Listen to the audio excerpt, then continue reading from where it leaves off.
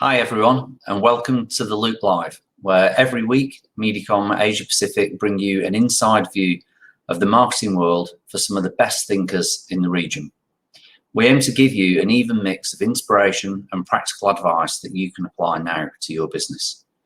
Last week we heard from Josh Gallagher and one of our leading marketers clients on what to keep top of mind in 2021.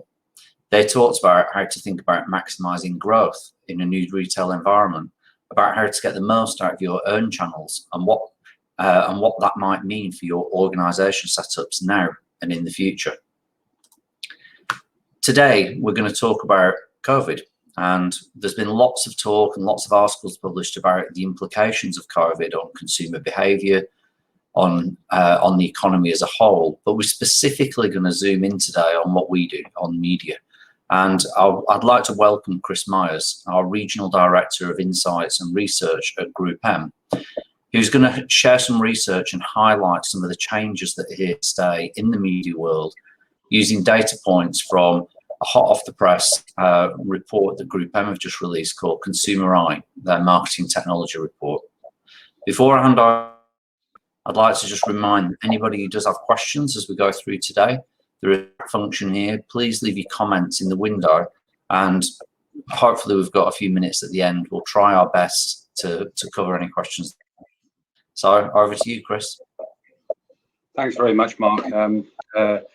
Yes, I'm proudly ex-Mediacom, but I've been in a GroupM role for the past 3 or 4 years. For those of you who might not be familiar with GroupM, put simply, our function is to enable our media agencies to provide the best possible service to their clients. More specifically, my role, as Mark mentioned, is to lead our research and insight functions across the group, including areas such as product development, access to data and tools, and producing scaled intelligence, business intelligence and insight. So today we're going to cover this topic on media implications of COVID-19.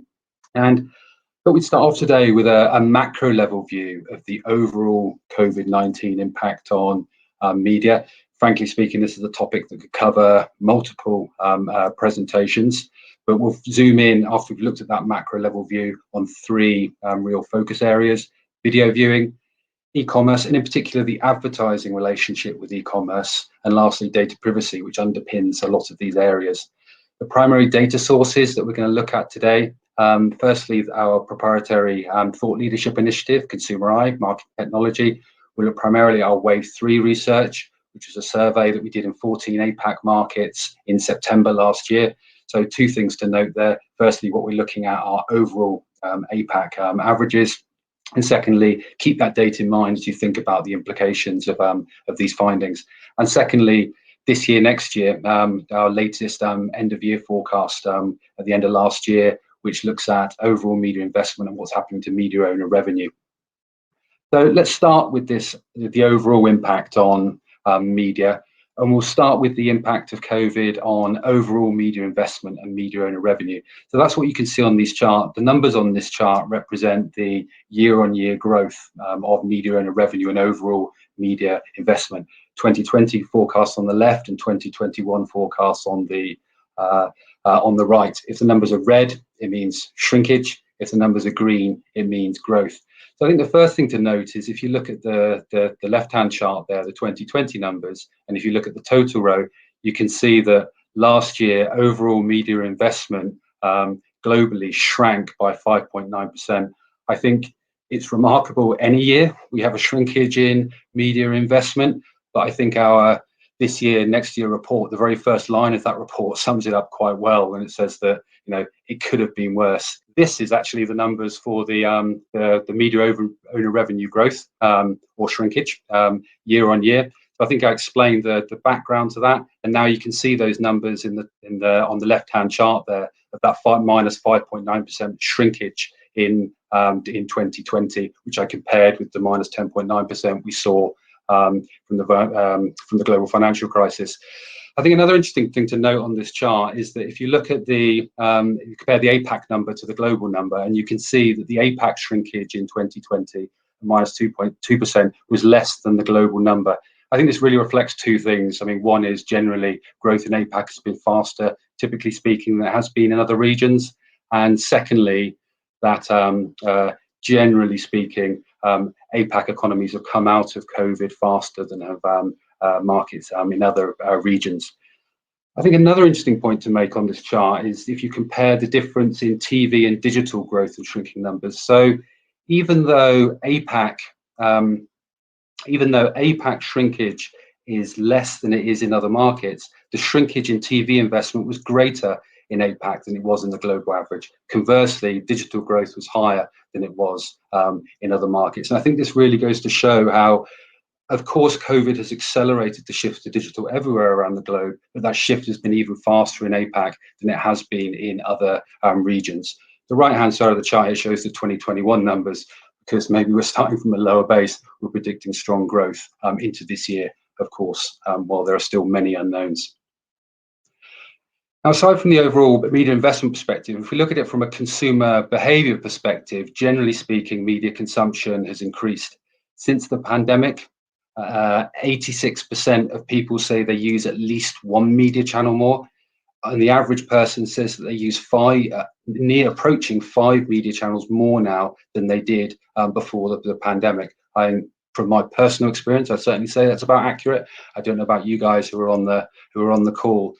And also 50% say that they're going to maintain those changes in behaviour after the recovery. So for sure there'll be some normalisation, but some of these changes will be permanent even after nations recover. But even though overall media consumption has increased, it hasn't increased uniformly. So what this chart shows are the top 5 activities which people say they're now doing more since the pandemic: watching, viewing non-free-to-air TV, gaming, esports, social networks, and online shopping. Now, frankly speaking, each of these probably deserves a presentation in itself, but today we'll just focus on the watching non-free-to-air TV and the online shopping element and data privacy, as I mentioned. So starting with video viewing. And in the same way that overall media consumption hasn't increased uniformly, video consumption within video viewing, it hasn't increased uniformly either. So this shows the percentage of people who are watching more by the different types of video. And we can see that it's streaming and pay TV that have grown most rather than free-to-air TV. And our latest data suggests that it's those behaviours which are more likely to be retained as things normalise, and it's free-to-air TV that will likely go back to how it was pre-COVID, or perhaps even shrink further. And this is important. This is really important, because streaming in particular is an environment under which brands can advertise longer form content which they might have typically put on linear TV. So this chart here shows the percentage of people who tolerate different ad lengths in a streaming program, and as you can see, nearly everyone would be fine with 15 seconds. Over half would tolerate 30 seconds, and some would tolerate even longer length ads in that kind of programming. And typically speaking, when you ask consumers these kind of questions, they're more pessimistic than a reality. And in turn, that's important because we still believe that longer format content is important. I want to stress that longer form content is valuable for building brands. So the chart on the left-hand side there shows the average brand list we see across thousands of campaigns based on different creative lists. And as you can see, as creatives get longer, they create stronger brand lifts. And also the platforms themselves, those longer form platforms have various advantages, including not just viewability, but also areas of attention and resonance. We don't have time to go into all these details today. With GroupM, we have a framework for understanding those advantages and how to quantify it as well. So I think there are 3 key implications from this video viewing shift. I mean, the first is the need to reallocate spending, to adjust based on these changing video consumption patterns. It is going to be important to be aware of inflation. As supply decreases and as demand increases, we don't predict it will be a buyer's market forever. Secondly, you need to explore addressable. As consumers' viewing tendencies proliferate even further, then there's going to be a need to embrace the full range of available solutions that meet consumers wherever it is they're viewing video, be that linear TV, pay TV, connected TVs, video streaming, and so on and so forth. So really, as you get involved in addressable. And then lastly, apply a weighting. Because the contexts are so different between different platforms, we shouldn't just compare these platforms at the CPM level. It's important to account for the different qualitative benefits of those platforms and throttle up as appropriate. This is not to say that we're, and I want to stress, this is not to say that we're ignoring short form content and so on. Absolutely, that's important, but it should all sit together with the overall video and marketing mix. Now, next on to e-commerce. And as I said, we're going to focus here really on the advertising relationship with e-commerce, because a lot has been said about the general shift to e-commerce and the implications for marketing. But we'll just start off with that point that from our own data, it shows that shift to online. So what this chart shows is the percentage of consumers' total spending which is done online. On the left-hand side, of the chart, you can see lighter spenders who spend 25% less online, and the columns show in the dark blue what those consumers are spending in September 2019, so prior to the pandemic, September 2020, so during the pandemic, depending on the market, and then what consumers predict will happen after their nation recovers from COVID-19. And you can see the percentage of people who are light spenders online decreasing, and as you go to the right-hand side of that chart, those heavier spenders on e-commerce who are spending 50% or over 75%, increasing. Now, it's not just that's changed, it's also the consumers' relationships with the platforms. Marketplace platforms are no longer just a destination for consumers to check out products. So as you can see here, this chart shows the percentage of people who did different activities on online shopping platforms in the past 12 months. And you can see a wide range of activities that consumers are doing on platforms: writing reviews, looking at feeds, reading news, live streams, games, and so on and so forth. They're really destination platforms.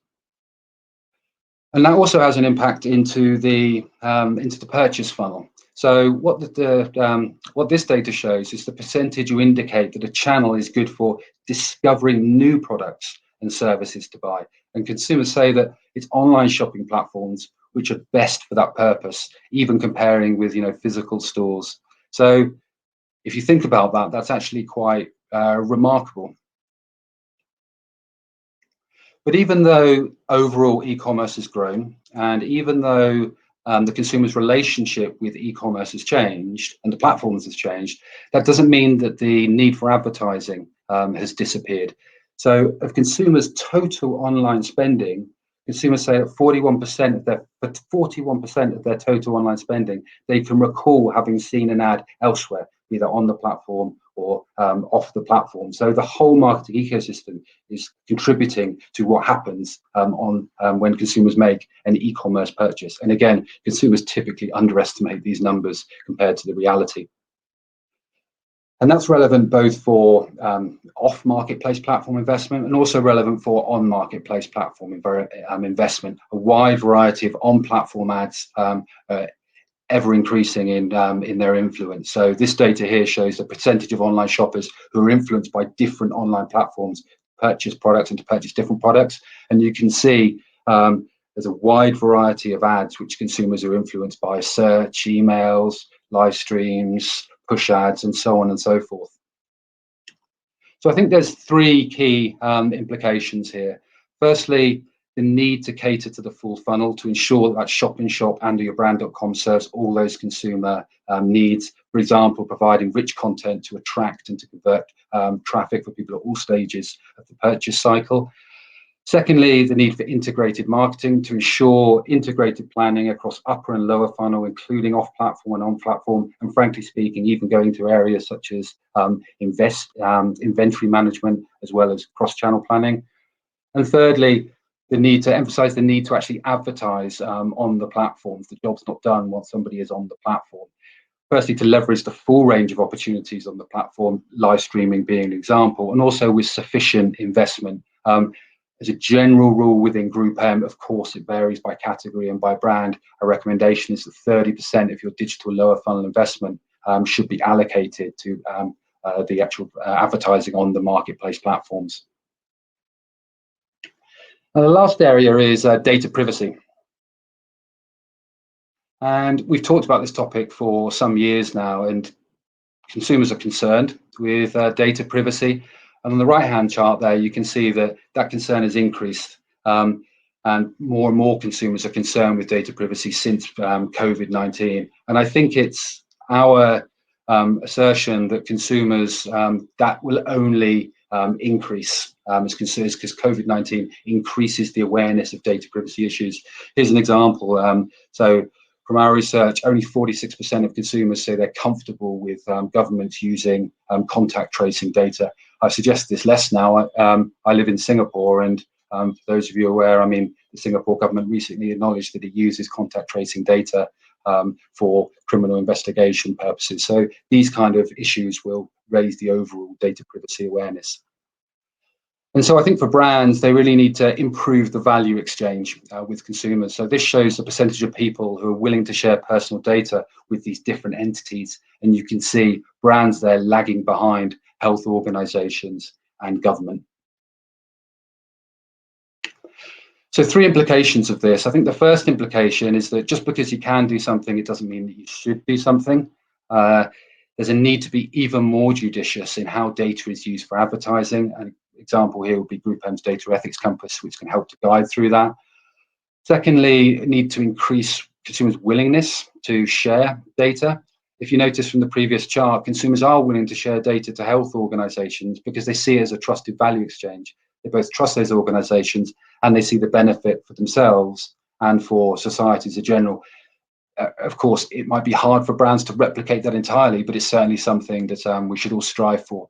And lastly, this is far too big a topic to go into in detail in today's presentation, but the death of the cookie is actually an opportunity for us to create sustainable solutions for the future. So we're going to wrap this up with 3 key takeouts, which have come from each of those sections. Firstly, video viewing has changed. Your strategy should reflect that. Secondly, COVID-19 has increased not only the volume of e-commerce, but also consumer relationships with the platforms. You need to have an end-to-end full funnel strategy. And lastly, data privacy concerns have increased due to COVID-19. The sustainable industry-wide solutions that we're working on need to work together with brands developing their own ethical best practice based on a trusted value exchange, and not just what is legal, but also what is the right thing to do. Thank you very much. That's it for the presentation content. Chris, we've got a few questions. The first one: won't the shift to e-commerce eventually mean that advertising is less necessary? I think we partly covered that in the presentation, but I can see that that might seem quite counterintuitive. So I think there's an additional couple of points I'd like to make there. I think, firstly, profitability. It's proven that if brands create a meaningful advantage, that meaningful advantage will translate into a premium pricing. And it's also proven that advertising can help to create that premium, that meaningful advantage. So I think we need to be careful to avoid a race to the bottom. For those in, as an example, for those in APAC, it's Lazada has a 3-3 sale today, and they've already said they're going to move from 3-3 to 4-4 to 5-5 to 6-6 and to 7-7. So yeah, we need to be careful of that. So I think the key thing is that if you care about profitability, you should care about advertising. And I think the second point that I'd make there is that as consumers walk down supermarket aisles less, as they visit shopping malls less, as they walk along shopping streets less, I don't think it's going to be possible to fully recreate that. And advertising is one way to kind of fill that gap. To give you the most simple example, if a consumer doesn't know that a brand exists, there's no way that they can search for it. Yeah, I mean, I would agree as well, Chris, that I think in the short term it will be very tempting for people to pull back on the brand advertising because it won't probably have any immediate impacts on their e-commerce. But the rise in e-commerce, particularly when a lot of it is still being funneled through 1 or 2 key platforms like Lazada, like Shopee, like Amazon in other markets, it still means, that even store, the storefront, it's a mobile screen or it's a laptop screen. And, particularly if you're a brand, you've got to fight all the harder to get noticed. And if people aren't aware of you and aren't going to plug your name into a search bar, that's going to be harder. If you are a leading brand, then you've got to protect that market share. And you've got, yes, but you might not have the level of advocacy, the level of reviews, and the positive momentum that some other challenger brands have got within your category. So, building those brand constructs and desirability and context of making people want you in their life, I think will remain important, and in some ways will become even more important if you don't have those physical store presence and that physical consumer experience to go to. So, next question. We can't hear you, Mark. Oh, that's not a question. That's a comment. Thank you. If you're sharing, are there any significant or surprising differences between the Asian markets in any of those areas that you've taken through? Yeah, I'd say generally speaking, no. And I think that's because while of course there are some variations, the impact of COVID-19 has been quite consistent across markets. But that said, I think the extent of the shifts and the nuances within the bigger trends is a bit different. So can be different. So to give you an example, I think the number presented in the presentation was that 86% of people say they've used at least one media channel more since the pandemic. Actually, in Taiwan and Japan, that figure is closer to 60%. I think that's because in Taiwan, the government's had a very proactive response to dealing with COVID. And in the Japan case, I'd be careful what I say now, but I think it's because the Japanese government has taken a more laissez-faire approach to dealing with COVID. So those things have impacted those shifts. I think also within the things that have changed, there's some differences as well. So typically speaking, I think across nearly all markets, that shift to video streaming is the biggest single shift that's happened in consumer media behaviour. But actually in Australia and New Zealand, the biggest shift is actually to watching esports. So that's a macro level trend, but it's even more pronounced in Australia and other markets. So of course, while we've talked about APAC wide trends today, it's of course important to understand those nuances by market also. Well, a few minutes left. We've gone through the questions that have been posted by our, but I've got a question that I hope doesn't put you on the spot too much. But in one of your earlier slides, Chris, you showed that behind watching more TV on demand, content on demand, the second thing was gaming and esports, that you just mentioned. How, a lot of our clients and, a lot of our teams are starting to dip the toe in the water there, because we know that the numbers are there, the reach is there, it's a very engaging platform. How much do you think this is a valuable opportunity for many of our clients? Yeah, my personal opinion is it's a massive opportunity. I think both firstly from the breadth of the clients. I think there's still some perception that it's kind of niche and esports is only for certain types of brands, tech brands, for example.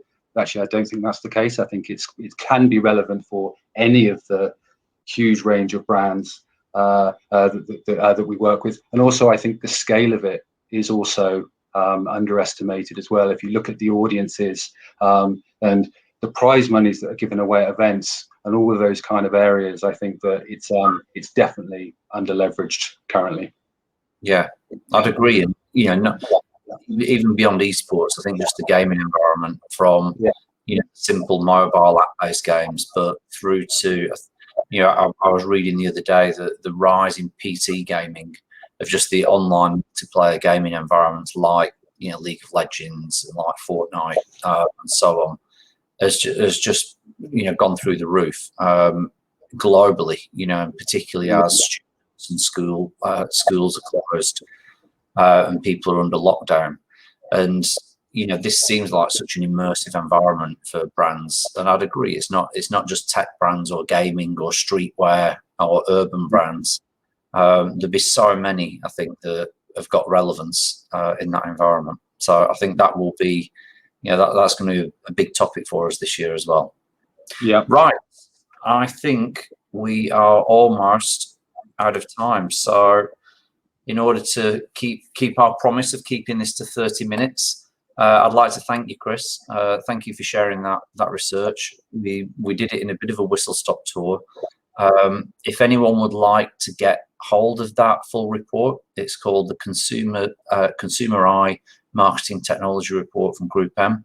I hope you found this useful. We'll be running it every week at the same time, 2:30 till 3 o'clock, Singapore time. Please join us, and we look forward to seeing you again. Thanks very much.